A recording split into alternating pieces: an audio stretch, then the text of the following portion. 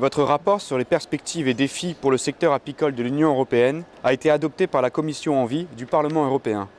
Quels en sont les éléments clés ? Les abeilles constituent un patrimoine universel menacé par l'utilisation généralisée de pesticides tels les néonicotinoïdes et même le glyphosate, dont on parle beaucoup en ce moment. Il est donc urgent de soutenir le développement de pesticides inoffensifs pour les abeilles et d'interdire définitivement tous les néonicotinoïdes, sans dérogation. Cet amendement a été adopté par mes collègues et c'est une bonne nouvelle, en espérant que la Commission Agriculture du Parlement européen en tiendra compte, car mon rapport s'inscrit en cohérence avec de nombreuses mobilisations citoyennes en vue d'une réglementation plus protectrice des abeilles. J'ai demandé également le renforcement des moyens alloués à la lutte contre la fraude touchant le miel.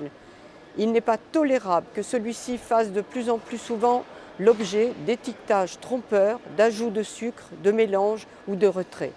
Malheureusement, on ne peut être que pessimiste sur l'action future de la Commission européenne. Cette dernière est liée par des traités qui font de l'accroissement de la productivité la priorité absolue, entraînant une intensification des cultures. C'est donc à la France de montrer la voie en Europe en prenant la tête du combat pour la protection des abeilles par une réglementation nationale stricte et par la mise en place d'un nouveau modèle agricole respectueux de la biodiversité.